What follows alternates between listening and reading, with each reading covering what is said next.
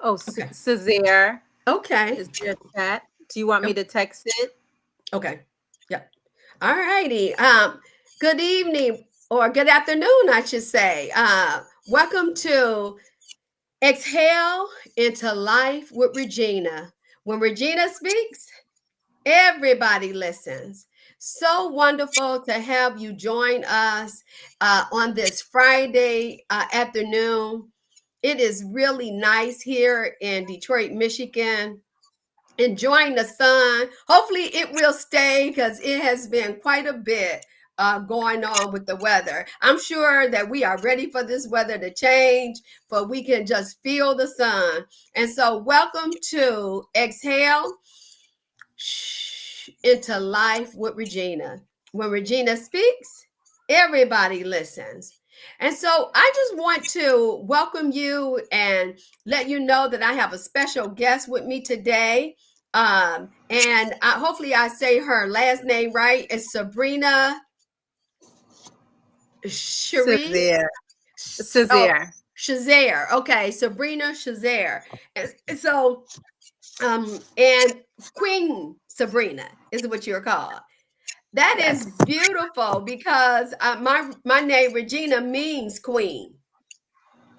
Oh, wow. Yeah, Okay. yeah, Divine, yeah. a divine connection. I know, right? So that is beautiful, and so I have my special guest. But before we get into um, my special guest and what she has to say and about her business and what she's doing in the community, I just want to welcome you once again. And you are live streaming on WJZZ Cool TV, the coolest station in the world. Please remember to like, subscribe, comment, and share.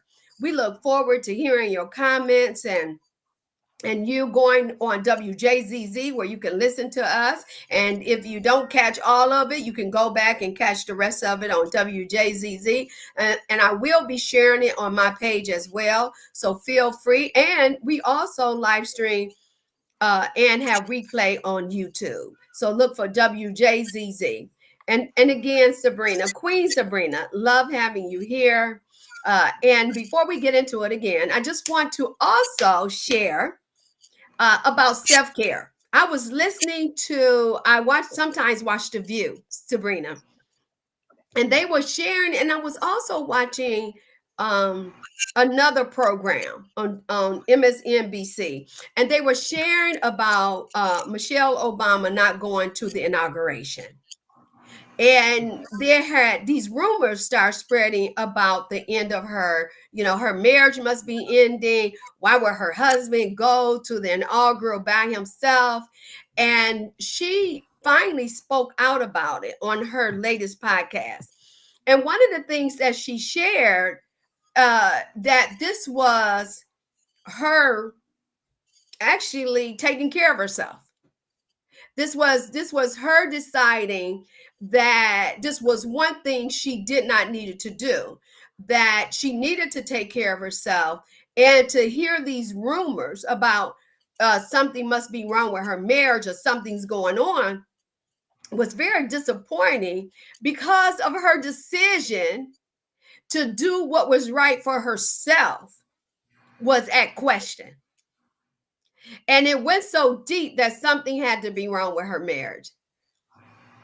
And people will create their own story, Yeah. particularly when a woman is trying to take care of herself, uh, focus on her own wellness, be about the business of herself. But because her husband walked in those doors or at the inaugural by himself, something wrong. That's a very limited view of caretaking. I don't know how many times my husband has gone to events without me. And even though an inaugural is a big deal, there have been big deals in my life too, and in my husband's life. And unfortunately, I made some decisions and he had to go represent us. That's what he did. He represented us. And so wherever President Obama go, I'm sure he's representing them as well. So kudos to her for still not going, for coming out. And unfortunately, she doesn't have to answer to anybody how she decides to live her life as a civilian now, whose husband was the president of the United States, is between her and her husband. And so I thought it was interesting. I don't know, do you have anything you want to say about that, Queen Sabrina? But oftentimes, because I too am in mental health, I talk about these things because I think it's very important, particularly for women, to understand that it's okay for us to say no. And she has set boundaries. She said she didn't even get any clothes. Because normally her staff is making sure that she has a dress or she has outfits, because wherever she go, she makes sure she has all the right things. But she made sure nothing was even purchased. She didn't want to be tempted to go. Anything you want to say about that and wellness for women? Yeah, it's interesting, and it could be something simple as she didn't want to be in that energy field. And when we talk Exactly. about, yeah, and why does she owe the world an explanation? I'm not sure. So, when we're not sure about things, we make up assumptions, make up stories in our head. And, as women, we always just kind of typically put ourselves last. It's just our history, how we're raised, our Yes. upbringing, moral values, that we take care of house, husband, work. We'll do everything starting from the moment we wake up until Yes. the end of the day where we retire, and then you still have obligations that you have to meet even then. So it's like, when do you put limits on Yes. making a decision to take care of your self-care? And I know I'm guilty of Yes. it. I tell people what they need to do all the time, and I know I too know that I can do better with my own personal self-care. I just happen to be in a line of business that's very Uh-huh. demanding, and pretty much having two full-time jobs of uh, a full-time job, home life, horse life. So Yes. um, the focus is to, improve my well-being and physical self-care. Mental health wise, I'm doing okay. And what I'm involved in helps in my mental health. Yes, exactly. And what I love what she said, it took a lot for her to get to the point of, I'm going to take care of me. I'm going to set this boundary. She said people have no idea what she had to do or go through to make that type of decision. So kudos to her. I mean, I've always felt like our former first lady has definitely, she'll set uh, a expectation within herself that help us as women to be okay with who we are, Hmm. particularly as African American women, to really be okay with who we are. Because I even think about how she set the stage for not wearing the most expensive clothes. And I love that about her. Yeah. So these are trends that she is setting for herself, or things that she's setting for herself that's helping other women. So I'm glad that she did that. Did you want to say something else? Yeah. And I wanted to add, yeah, I wanted to add that, she even admitted that at one point in her life, she called it low grade depression. We both know depression is depression.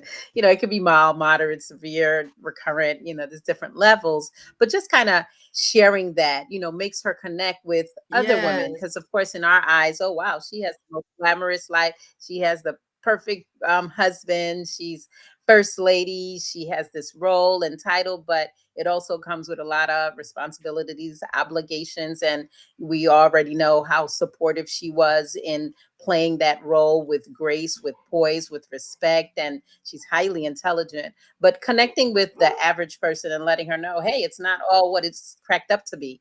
I too have, was going through or continue to go through, mental health challenges, whatever level you describe it as. Yes. But Yes. that's a way of connecting with the average Yes, her person. transparency. I love it. You're right. And that is the way we Yes. connect, by being transparent and really valuing ourselves as Mhm. well. Because people can connect with us when we respect who we are and enjoy who we are and be who we are.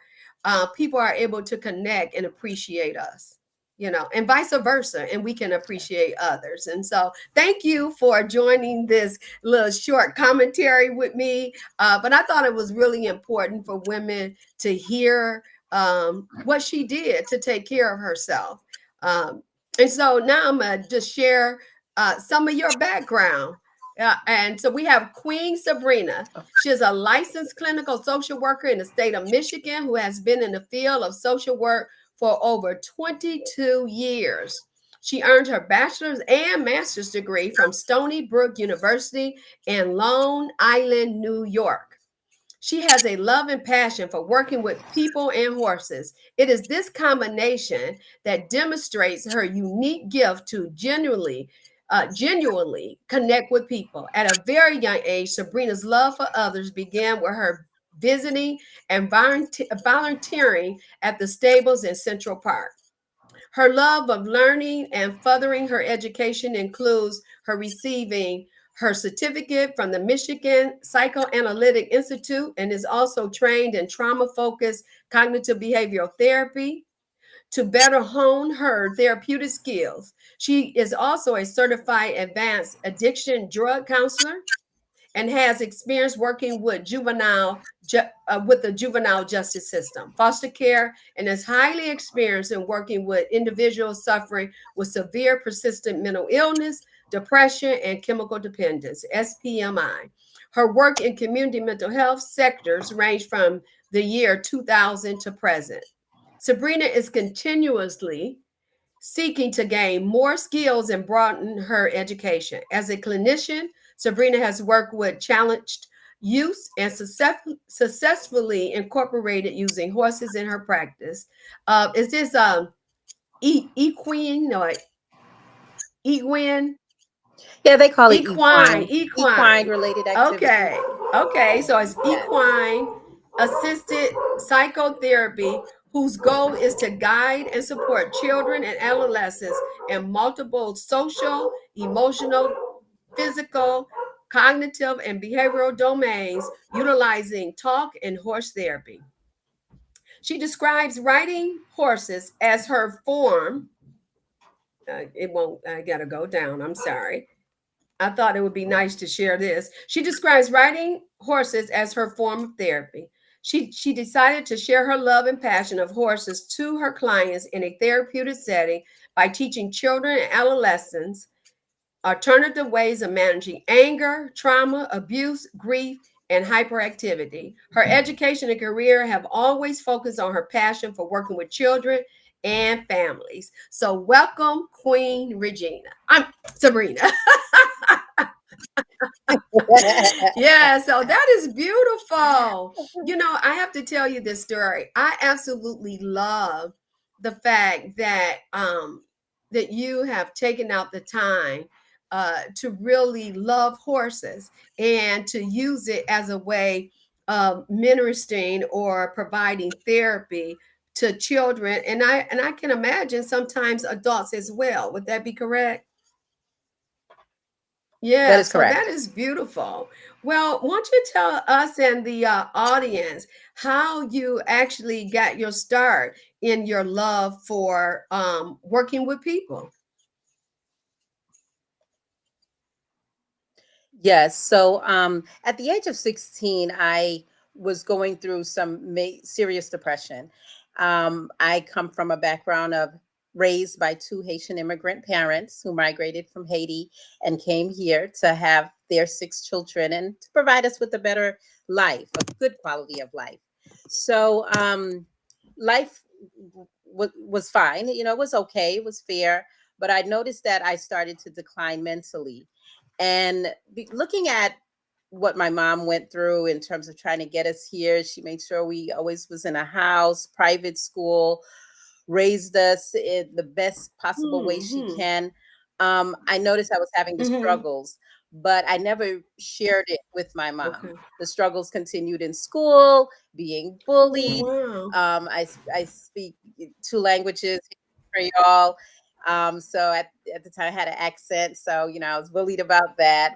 The complexion of my Wow. skin, my size, my height, and so I didn't feel like I had a voice. And then on top of it, I felt guilty. I really felt ashamed to go to my mom and say, "Hey, I'm struggling." You know, I couldn't express it, and so I bottled up these feelings and dealt with it as long as I can. until the time which I indicated at 16, I ingested about 60 high blood pressure pills Wow. in a suicide attempt. Yeah, I was Mm, hospitalized, critical, and had to get my stomach pumped and I so can forth. I imagine. recall my sister coming. Yeah, I recall my sister coming to my bedside, and she said, get up. And my father was there, and she said, you're coming with me. And she pretty much took me in, worked with me, and I was able to work through this grief, I mean, this depression, see a therapist, see a psychiatrist. Basically, I got on the ball of getting help. Wonderful. Fast forward into my adult. Yeah. And so, over the years, many people have poured into me. And so once I was able to conquer that, because the wake up call was when I had my visit with the psychiatrist, and he put like a few bottles of pills in front of him, and he said, take these, it's going to help you feel better. And I'm like, wow, I don't want to have to depend on some pills to Okay. feel better. So yeah, I took it for a little while, then eventually flushed them down the toilet. And I was on a quest to heal Mhm. myself, to work through this. Um, so later on in life, I go to college and get my master's. And I said, I wasn't able to speak, but I want to be a voice for Okay. others. And pursued my degree in master's, just like my sister, Dr. Martine Francois. I pretty much followed in her Okay. footsteps. And so I got yeah, I got my master's and worked in the field for over 2 decades. But through it all, I felt like something was missing. I've helped and worked with thousands of individuals, but I still felt a void in my personal life and in my heart. And so I started working, volunteering at different farms for like 5 years. And through it all, ended up making a purchase, which is the two big draft horses. And Wow. I knew that when I had the horses, I wanted to do something impactful, something powerful. Like I wanted them to serve a purpose. And ironically, one of them came pregnant. She was with Oh, foal, as they would wow. describe it. And so I was like, wow. So all of this is like a first time experience. So I'm trying to take care of her, take care of them, feed them, and prepare for her to give birth. Okay. She gives birth to a colt, a male horse. And um, I'm given the gift of raising and training him. And so that has been my quest for the last 2 years, is raising this baby horse. Wow. Um, Now I'm going to jump a little bit. So what we have done with the horses, I operate between two organizations. I have Queen Carriage Horse Rides, family owned business. Then we have Detroit Equestrian Play Therapy, which is the partnership is with Chief Greyhawk. And that's our children's sector where we work with children. We do a summer camp at Al Kebalon Village on the east side of Detroit.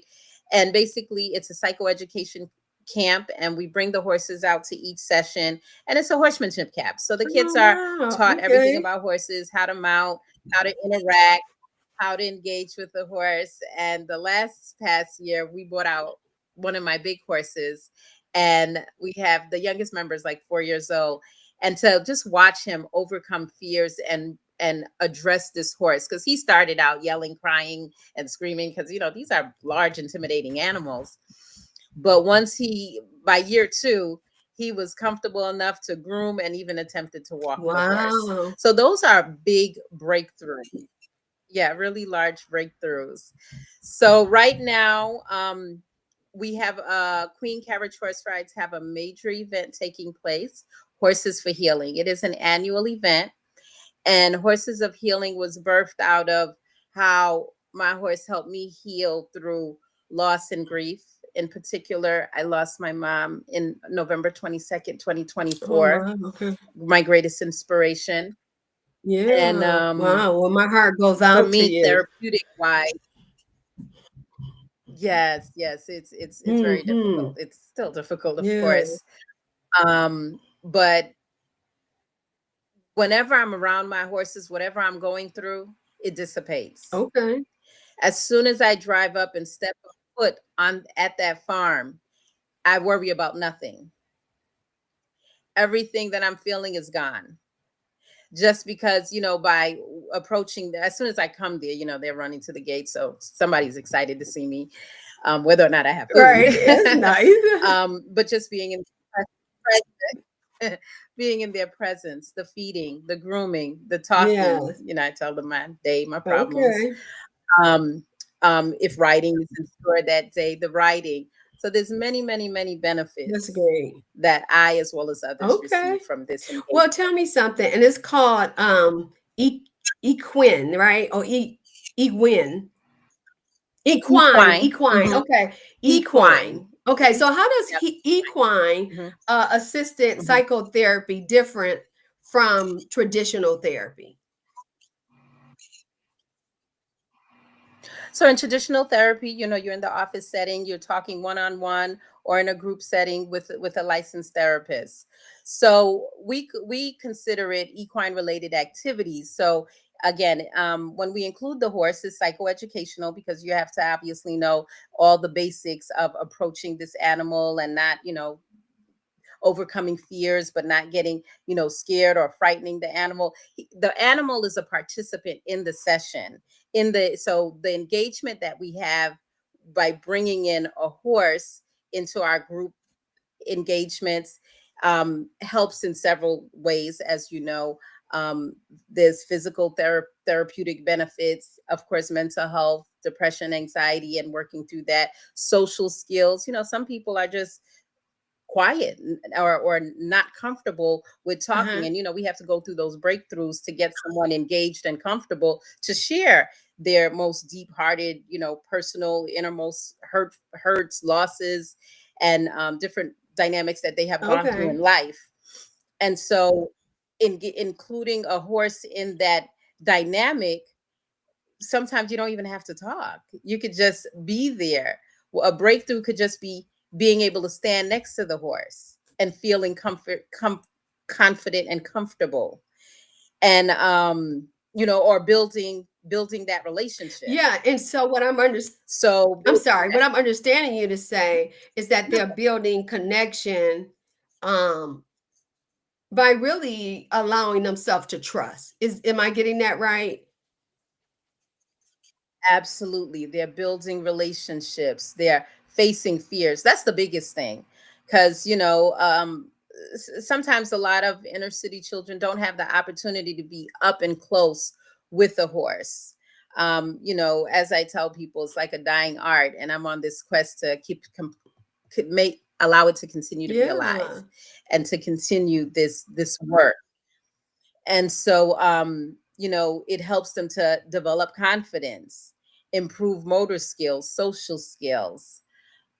I think that's So many, awesome. many What when you even benefits. mention about the anxiety, right? Because anxiety, I do cognitive behavioral therapy, team CBT, and one of the things that a lot of times with anxiety is about exposure, exposing Mhm. someone to a fear or whatever what their greatest fear is, and that can be through cognitive flooding, or it could be doing what you say, where they are facing their fear, because horses are big animals, and to be around a huge animal like that and build trust, I can imagine can be a little overwhelming, and particularly for inner city children who have never even touched a pet, a horse, I'm thinking of. And so that's really great, to have them in that type of atmosphere. And also, I can see the physical gains as well. Them physically engaging, feeding, uh, and watching other students do it. So, how many kids would you say when you have the summer program do you guys have um, in each group? Would you say, and how often do you do your groups? So in the summer program, we have about 20 to 30 Wow. children, and it is every Saturday. It's one, yes, about 20. It's every Saturday for 2 hours. Okay, that's beautiful. And it goes for how long? It goes for about 5 to 6 weeks. Wow. Okay, that's very nice. So, do they get to ride them as well? They have an introduction to writing. Okay. That is All correct. right. That's very nice. Uh-huh. Okay. Yep. And so when did you open up your business? It's called Carriage. Yes, Queen Carriage Horse Ride is about 2 3 years Okay. old, and Detroit Equestrian Play Therapy has been in existence for about 3 or 4 What were some years. of the challenges in getting that Yep. started? Um, so the challenge is, horses have to constantly be worked with for one, because all of our animals have to be, first of all, broke mean they have to be desensitized and spook proof. Oh. So we are frequently taking them to parades, carnivals, traveling out of state, walk, just going for a ride in the city. Like, you can't be afraid of cars, trucks, trains, traffic, because again, we're working with young people. Some of the challenges is having, maintenance of proper equipment. It takes big trailers and trucks to transport them. Right now we're seasonal, so summer is important, so we stay pretty busy in the summer. But guess what, these are animals, so they still have to be fed and cared for all year Hmm. long. So the chief does a wonderful job, um, keeping up and taking care of the animals, and also, getting work, getting contracts. Sometimes I feel like people look at you and they judge. Like, I've been told something like, gal, you think you can handle a horse? Really? Wow. If I can handle a horse, or the first question is typically, how do you feed them? Well, put some grain in a bucket, Right. just to be cynical. Yeah. But, obviously, it is a lot of work. It's definitely a commitment. Our lives are different. We can't just get up and say, oh yeah, we're going to go on a vacation for 2 weeks. We have to rotate. Trying to find consistent staff. You get people who are interested and excited temporarily, and then they fall off the face of the Yes. earth. Yes. And then, you got to train and make sure people are ready, keeping up with grants, trying to obtain grants and sponsorship just to keep the business afloat. So there's multiple challenges, and we just try to work through and tackle them as they come. That is so awesome, Sabrina. So tell me, because I can hear all the challenges, and yet you seem to have such a great love for it that it's not stopping you. As a matter of fact, you said it's just a lost art, and wanting to bring that back. And tell us about a success story that you had with a client that was so memorable, and it just really pushed you to say, "This is why I do what I do." Hmm. Yeah, there was this young man. He was about 8 at the time, and he was really, really frightened. It took weeks. He would not go nowhere near the horse, and I ended up doing a write up about him. Wouldn't talk, just really wouldn't engage in any of the activities relating to the horse due to his fears. And so, he eventually was able to overcome that, work through it, and he actually still comes to our camp as it relates to Detroit Equestrian Play Therapy.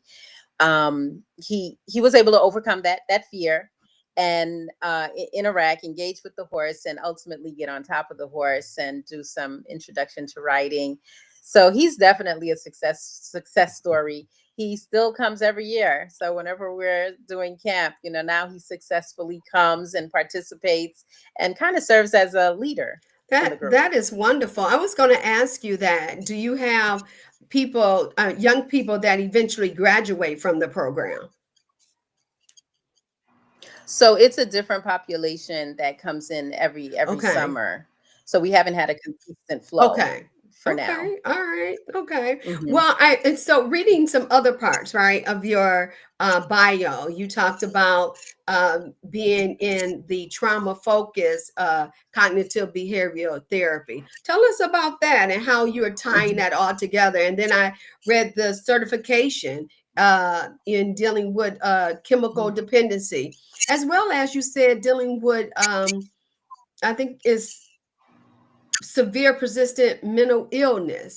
So tell us how you tie all those together, and I can imagine is various forms of therapy. So tell us about that. Mhm. Yeah, so each one of those dynamics plays a role. Just watching certain family members struggle with substance abuse, which is which is why I pursued seeking certification and to learn more, so I can help in the office setting as well as family trauma. That's a constant thing in the world that we're living in, within Yes, the family and within our personal lives. There's so many challenges that we're faced with, and that can just kind of paralyze you. yes. And so that is key, to be able to talk about it, work through it, and overcome some of these challenges in life. You mentioned I have that substance abuse, trauma, and you mentioned something The else. I don't have persistent, my bio in severe, front of me. persistent mental Yes. illness. Yes. So I've been in the social work field, as you know, for quite Hmm. some time. I'm currently working as a psychiatric social worker. So basically, the population that I serve is severe and persistently Yes. mentally ill. All of the patients that comes in are suicide Hmm. victims. So everyone has attempted to harm themselves in some shape, or form. And so I have the beauty of working with them and connecting with them, and connecting them to services and referring them to the next level of care to help them work through that. So I've been doing this for almost the last decade, and this has been very, very rewarding. I absolutely love what I do. I get to travel to different ERs to work with patients. So So this is a traveling in learning, position. That's it is, wonderful. yeah. So Okay. yeah, so I cover like the downriver area. So basically, I go to different hospitals to work with the patients Okay. that I'm assigned to. That's awesome. I love that. I used to work in a psych hospital. Um, and Okay. I for a time I enjoyed it. I mean, I did. I love working with the clients. Um, of course, it's chronic, oftentimes, Mhm. um, Yeah. and unfortunately, it can be a revolving door, and so you get to know quite a bit of them. But it is a challenging work, and so after a while, I decided to come out of it. But I have been in it for over a decade. And I did enjoy it, and I still, to some extent, Mhm. enjoy the work, but it can take a toll on you because I'm imagining at times you deal with the lack of staffing, and uh, there is never a boring day in the emergency. Mm. And I was working on the actual psych unit, so there is never a boring day. Oh, Yes. mhm. Yeah, yeah, Yeah. yeah. Definitely. And people, are definitely Hmm. unpredictable. And then, it's dual diagnosis. So it's coupled with substance Yes, abuse. And so, trying to get to the root of certain things, you gotta, chip at the layer. And the level of mental illness, unfortunately, is has I can skyrocketed. only imagine, particularly in People are the coming yes, in at a younger and younger yes. age, and it's been even difficult to just stabilize them. Mm. And then, as once we get them stable, then they leave, and, "Oh, okay, I'm doing great, don't need medication, so I'm just gonna get off my medication and live my best life," and then Then you're you back in back the in the ER. yard. That is so And true. it That just is one of the challenges, isn't it? They do start feeling better, or the medications wasn't working, and then they find the medication, they feel better. And unfortunately, they are back in the hospital because they are feeling better. And I think that's a concept uh throughout one's life. When you feel better, you think you can stop doing something, but not necessarily so. No, no, not at all. no, So, no. yeah, yeah. Well, tell Mhm. me then, you are clearly committed to lifelong learning. That's what I read. Yeah. And so, what are you currently exploring or excited about learning next in your field? Um, Next in my field, right now I'm working on the launch of a book, a children's Okay. book. And yeah, so basically what I notice is whenever we come out, the chief and I come out with the horses or to an event, there's children come up to us and have asked, "Oh wow, I didn't know black people had That's right. horses," or "I didn't know they had black cowgirls or black Hmm. cowboys. Are you a Hmm. real one?" And so, we don't want to make it seem like it's so far fetched and impossible to, you know, become a horse owner.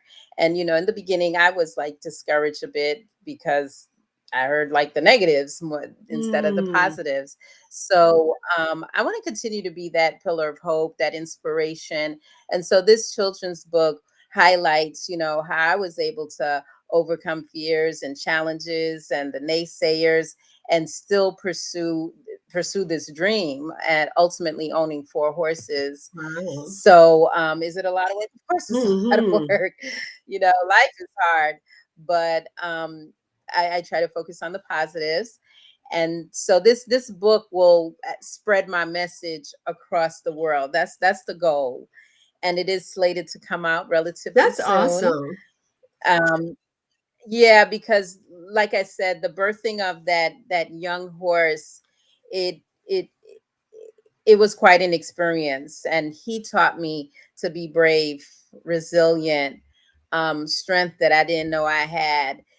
Because I deal with the larger breeds of horses, for instance, he was born at 125 Wow. pounds. We both weighed the same thing. And fast forward 2 years, well, almost 2 years, he has grown so fast. So he's been getting like a little rambunctious, a little pushy, and I'm not fighting with a 1,200-pound animal. And I remember one day, I'm confident I'll lose. So, how big is So it now? I remember he's 1250, one thousand two Oh hundred my and fifty pounds, God. and he's only two. Exactly. And he's only 2 years old. So they grow up until they're 5 years old. So, what's the biggest they So can he's get, going to Sabrina? grow I'm sorry. 2000, over 2000. Wow. So yeah, his mom is 2,000 pounds. Okay. So yeah. So in training him, we're city breaking him, we're taking him out into the roads. And, of course, if he decides to take off, he's going to take off. So I remember one day being so scared. My hand was trembling so bad because he was so excited to come out of the stall, and I didn't want him to, knock me down or anything. And so I had to put him back because I was so full of fear. Mm. I knew I wouldn't be able to get anything accomplished. Okay.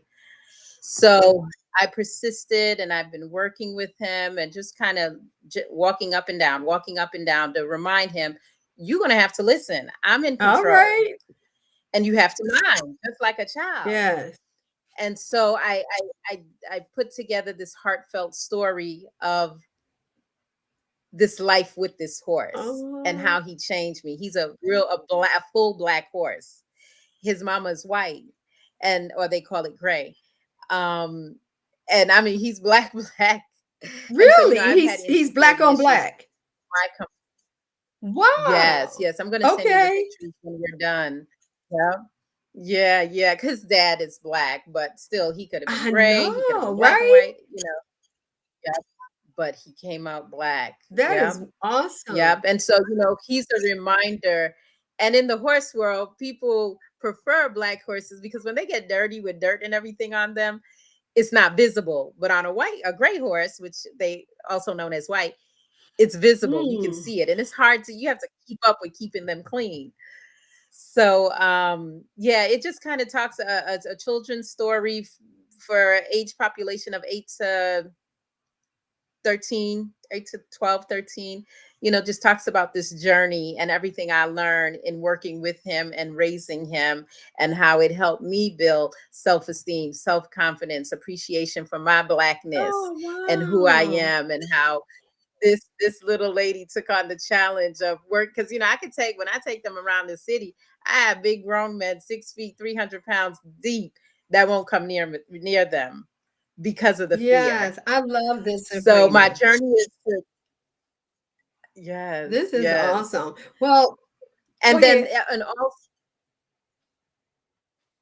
no, I just wanted to say the inspiration to even write the children's book came from my mom. She would just say, "Hey, you be out there in the field. How are you going to be remembered? You should tell your story or at least document it." So when I tried to start writing the book, she was going through transition Okay. mode. So I had to stop because I couldn't Yes, put it yes. together. And so unfortunately it will be published after her passing, but she planted the seed just like this book will plant the seed in our children Yes. so that they too can accomplish their goals and That pursue is them. wonderful. I've heard you say a couple of times that being bullied, and just I can imagine uh, feeling overwhelmed, dealing with your accent at the time and your blackness, and to have this horse, this black horse, black on black, no white gray in it, Yeah. and to draw strength from that. Won't you tell us about that, because of the simple fact that we can be so color struck? Won't you share Mhm. that vulnerable piece of you, if you don't mind? Yeah, yeah, like I said, it's always been a challenge, and ironically, I have 5 Okay. siblings. My mom had 5 girls and 1 boy, but interestingly, I'm the Is that darkest. right? I'm the darkest. Yeah, yeah, yep, I'm the chocolate one in the Okay. family, and so, again, just the condescending comments that I went through in Hmm. school and, children, it just kinda stuck with me, so I felt like everything about me was wrong because anytime I opened up my mouth, it was like, be quiet or you got beat up. And, I try to fight back, but I'm a petite person. So I often lost. Yeah. But Wow. it was like so bad to the point where I didn't even like the person I was looking at in the mirror. Yes. And that's You're hard, right. just n- yeah, not appreciative of what I look like, wishing that I can be this color, have this complexion.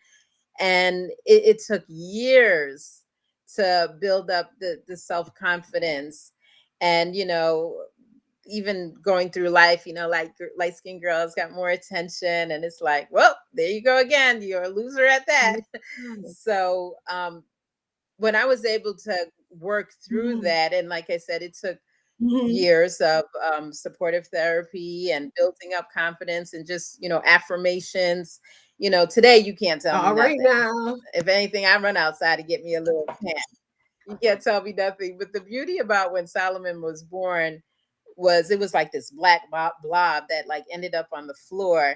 And I always wanted to say to someone else or something else, something relating to black. Okay. And so when he was born, I was like, wow, you are blackety black.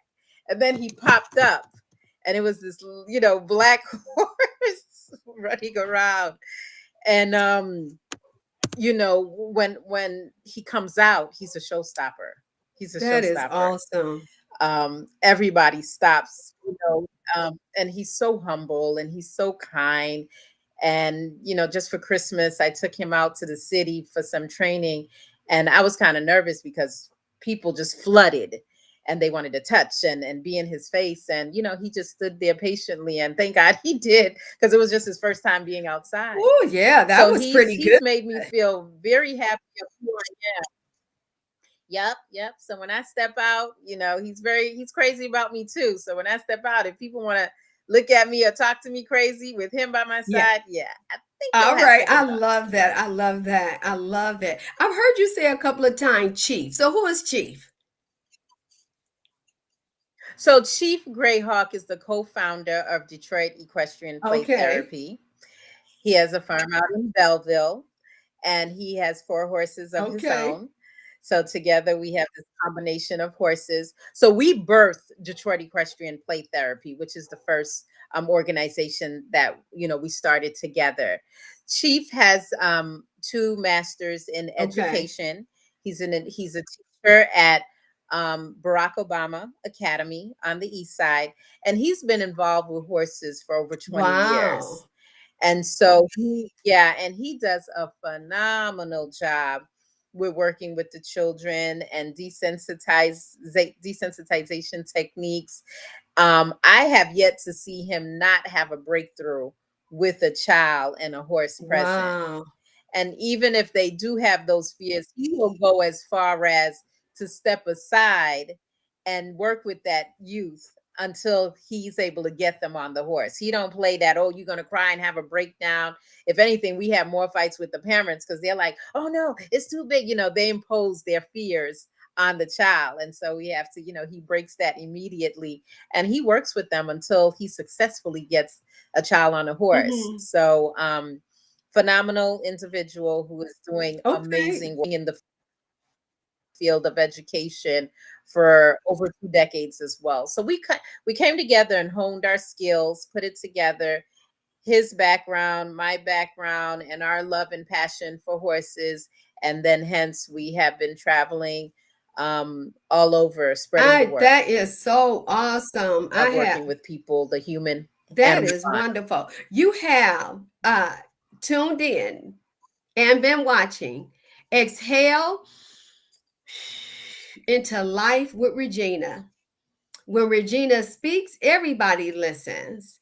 And you have been live streaming on WJZZ Cool TV, the coolest station in the world. Please don't forget to like, share, comment. And I think that's it. Like, share, and comment. I always forget one. Like, share, comment. I'll keep it at that on WJCZ Cool TV, the coolest station in the world. You can engage us on Facebook as well as YouTube. And so, Sabrina, before we start wrapping up, I heard two things. I do have questions, two questions for you. You say that you have an upcoming event. And well, actually, three questions. So you have an upcoming event. And I'm imagining that the work that you do is probably more grant and raising money motivated. And what are the ages of the youth and how can someone get involved? So that's four. Yes. So, we're open to accepting volunteers if they would like to learn more about, working on the farm, volunteering time. Age group is from, I would comfortably say 6 and up. In terms of interacting and engaging with the horse, that's from 6 to 100. Anyone can. There's no limits on that.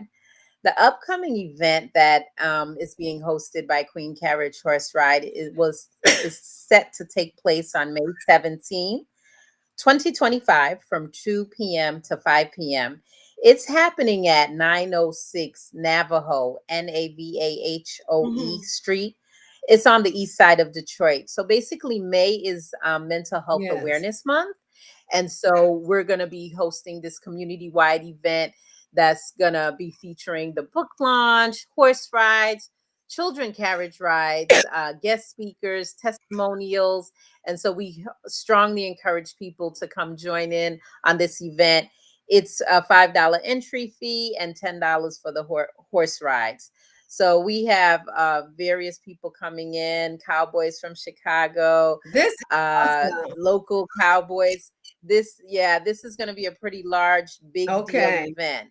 So if you can make it, I I encourage you to will. do I so. will. I Girls, have a commitment that day, but I'm going to try to overlap them. How about that? Because I do want to yes, experience yes. it. And when we get off air, I want to make sure I get more information. Roger did send me the um, the flyer, and I can make sure that Okay. I share it within my newsletter. And the age range is what the children age range now. For the event, Okay, six and up. okay, For the event okay. is 6 and up. Yeah, I mean, no, actually younger, because my son drives a cart and a small cart for the little tykes. So if they're like three, two, three, four, five, they can get on the little pony ride. It's a cart that's being driven, accompanied by a Okay. parent. So really, it's truly a Okay. family All friendly right. event from little kids all the way up. No one is excluded. There's no cost for the kids. It's free admission to get Wow. into the event, but all rides are going to be like $10. And really, it's a feed the horses Yeah, campaign. Like I told, I don't know if I shared, but these animals eat like I can 20 imagine. $20 a day on Wow. average. Especially the Okay. bigger ones. They eat a bale of hay and they go through a bag of grain in a week, Okay. in pretty much Okay. less than a week. The other thing I Yes. wanted to So make sure that you give your number on how they can get in touch with you or your website.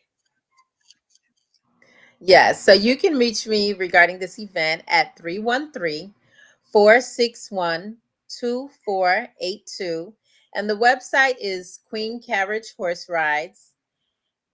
Okay. queencarriagehorse.com. All right. And yep, and for if they wanted to hire for a children's event, they can also reach out to Detroit Equestrian Play Therapy is the website. Okay. All right. That is great. Well, thank you So so much for joining. Exhale yeah. into Mhm. life with Regina. When Regina speaks, everybody listens. You have been joined and live streaming on WJZZ Cool TV, the coolest station in the world. Please do not forget to like, subscribe, comment, and share. It was the subscribe that I was forgetting. And it is so wonderful, Queen Sabrina, that you came on and talked about your business and how you changing lives, actually transforming lives. And I Great. Got to have you Yes. back again. Thank you. Thank you so much for the Yes, yes, invitation. yes, yes.